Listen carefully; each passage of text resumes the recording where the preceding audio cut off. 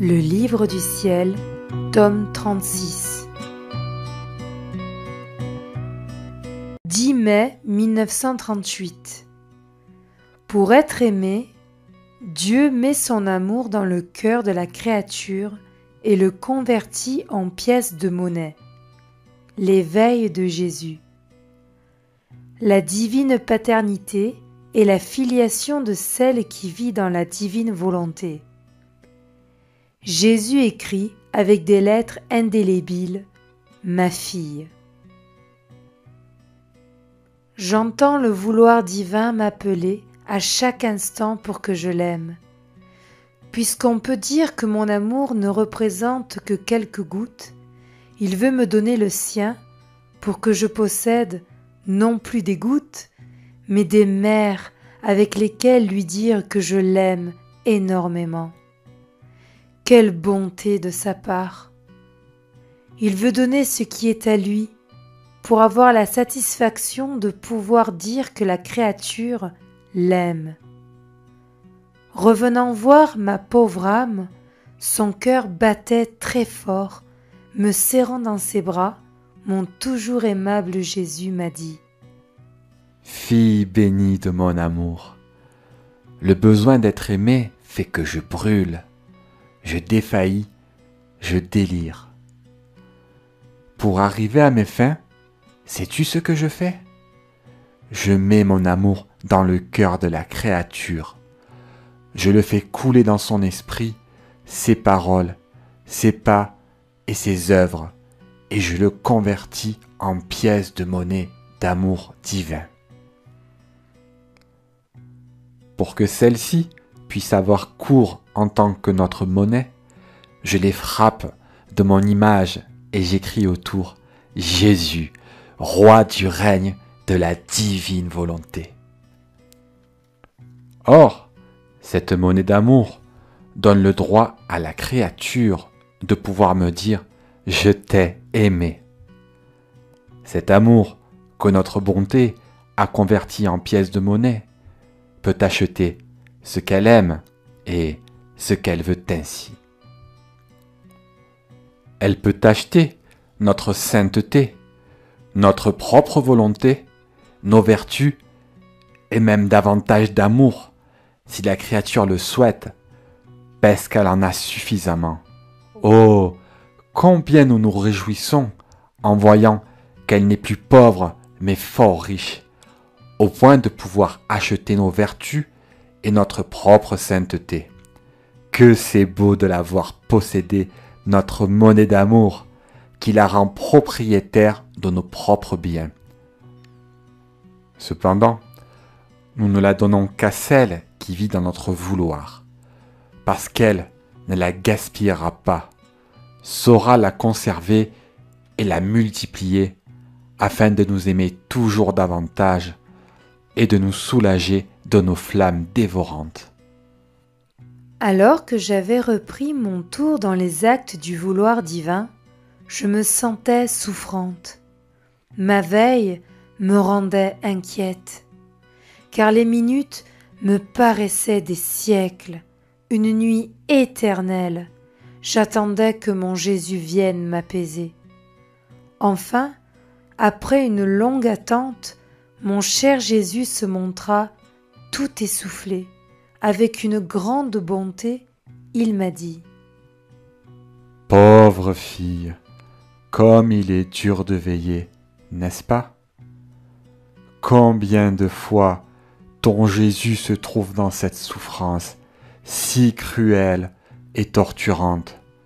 Combien de veilles les créatures me font faire ? Je peux dire que je suis toujours en veille et je souffre de l'impatience de mon amour. Si la créature pêche, je la sens s'échapper de mes bras. Je l'observe, je la regarde. Je la vois entourée de démons qui font la fête et arrivent à ridiculiser le bien qu'elle a fait. Pauvre bien, couvert de la boue du péché. Comme j'aime toujours la créature, je lui envoie un peu de lumière et je l'observe. Je lui envoie du remords pour qu'elle se relève et je l'observe. Les minutes me semblent des âges. Je ne peux pas me calmer si je ne la vois pas revenir dans mes bras. Et je l'observe. Et je l'observe. J'épie les battements de son cœur, les pensées de son esprit pour provoquer la mémoire de mon amour pour elle. Mais non, c'est en vain. Et je suis contraint d'observer. Quelle dure veille. Si elle revient vers moi, je me repose un peu. Sinon, je continue ma veille. En voilà une autre qui veut faire un bien et prend son temps et ne se décide jamais. Je la regarde. J'essaye de l'attirer avec mon amour, avec des inspirations et même des promesses. Mais elle ne se décide pas. Elle trouve toutes sortes de prétextes, de difficultés et me maintient en veille. Combien de veilles les créatures m'obligent à faire et de tant de façons. Ton attente me permet d'avoir un peu de compagnie dans ma veille continuelle. Ainsi, nous souffrons ensemble. Aime-moi, et je trouverai un peu de repos dans mes nombreuses veilles. Après quoi, il ajouta avec un accent plus tendre. Fille de mes souffrances, veux-tu savoir qui ne me donne pas cette dure souffrance d'avoir à veiller? Celle qui vit dans ma volonté. Lorsqu'elle décide de vivre dans ma volonté, je déclare qu'elle est ma fille. J'appelle le ciel tout entier et la sacro-sainte Trinité à fêter la nouvelle fille que j'ai acquise. Tout le monde la reconnaît parce que j'écris « ma fille » avec des lettres indélébiles dans mon cœur et dans mon amour qui brûle toujours. Dans mon vouloir, elle est toujours avec moi. Tout ce que je fais, elle le fait. Par conséquent, dans mes renaissances continuelles, elle renaît avec moi et j'écris « la fille de ma naissance », même dans mes larmes. Bref, si je souffre, si je travaille, si je marche, j'écris « la fille de mes souffrances, de mes œuvres, la fille de mes pas ». Je l'écris partout. Tu dois savoir qu'entre la paternité et la filiation, il y a des liens indélébiles. Personne ne peut refuser de reconnaître les droits de paternité et de filiation, ni dans l'ordre surnaturel, ni dans l'ordre naturel. Ainsi, moi, le Père, j'ai le devoir de constituer héritière de mes biens, de mon amour, de ma sainteté, celle qui, avec tant de solennité, a déclaré être ma fille, au point que je le porte écrit dans mon cœur. Si je ne l'aimais pas, je trahirais mon amour paternel. Par conséquent, je ne peux pas ne pas l'aimer.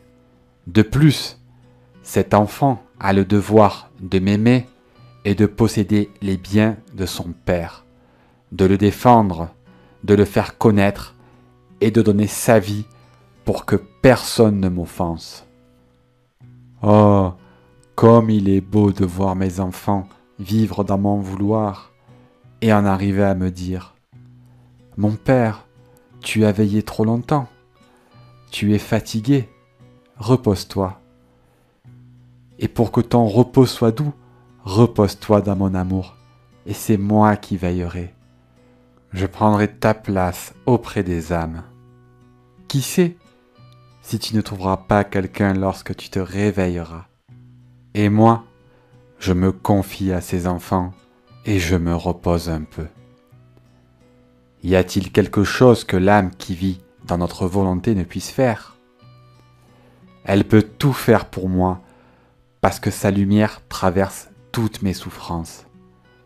Et je fais tout pour cet enfant. Nous alternons entre nous les veilles et les repos. Comme il est beau de vivre dans mon vouloir. La créature s'y trouve déjà dans nos propres conditions. Ce que nous voulons, elle le veut. Et voici la chose la plus sainte, la plus grande, la plus noble et la plus remplie de majesté, de pureté. Vouloir ce que Dieu veut. Vouloir ce que Dieu veut, aucun acte ne parvient à une hauteur aussi sublime, à une valeur infinie. Dieu est saint, pur, ordre et bonté. En voulant ce que Dieu veut, la créature veut ce qui est saint, pur et bon. Avec la plénitude de l'ordre, elle se sent renaître en Dieu et elle fait ce que Dieu fait. Dieu fait tout, embrasse tout et il est le mouvement de tous. Et cette âme concourt à ce que Dieu fait. Pourrait-elle jamais faire un plus grand bien ? Il n'y a rien qui puisse atteindre ou surpasser la vie dans mon vouloir. Par conséquent, vis toujours dans mon fiat et nous serons heureux, toi et moi.